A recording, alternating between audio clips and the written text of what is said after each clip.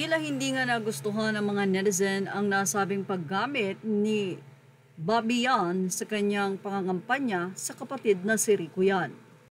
Sa isa kasing campaign poster ay nakasama nga ang litrato ni Rico Yan. Siyempre malaki ang mukha ni Bobby pero sa likod nun ay makikita ang image ng kapatid na pumanaw na si Rico Yan. Nakalagay sa caption, "Ako po si Roberto Bobby Yan Jr., isang businessman public servant sa radyo at TV." Doon nga ay nakalagay ang Yan Bobby para konsihal at makikita ang nasabing photo ni Rico Yan sa likod nito.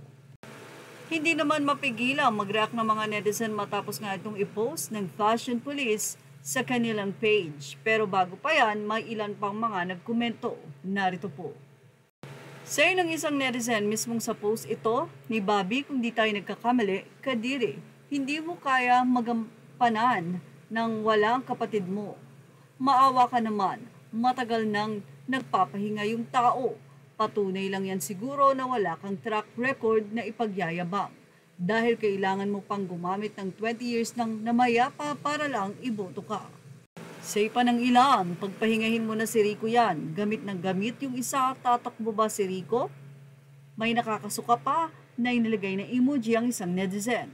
Skeleton naman ang post ng isa at may caption na "Hukayin ng patay para mangampanya." Pagbibiro naman ng isang netizen, "Malaki na pala ang anak ni Rico Yan at Claudine." Say naman ng isa, "Wala ka bang tiwala sa sarili mo? Kailangan talaga ilagay pa sa poster mo ang kapatid mo matagal nang namayapa?"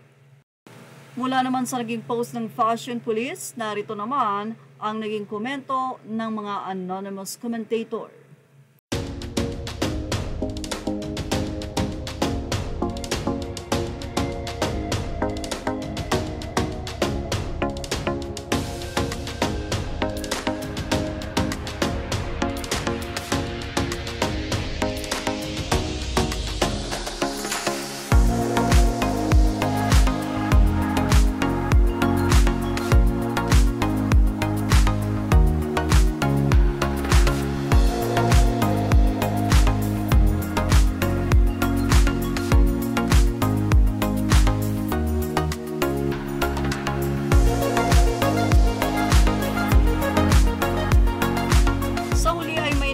Naman kay Bobby at sinabing, "Sa akin lang hahayaan na lang, wala namang sinaktan, wala namang kamalay-malay na si Rico." Sabi nga sa Ecclesiastes 9:5, "Wala nang malay ang mga namayapa.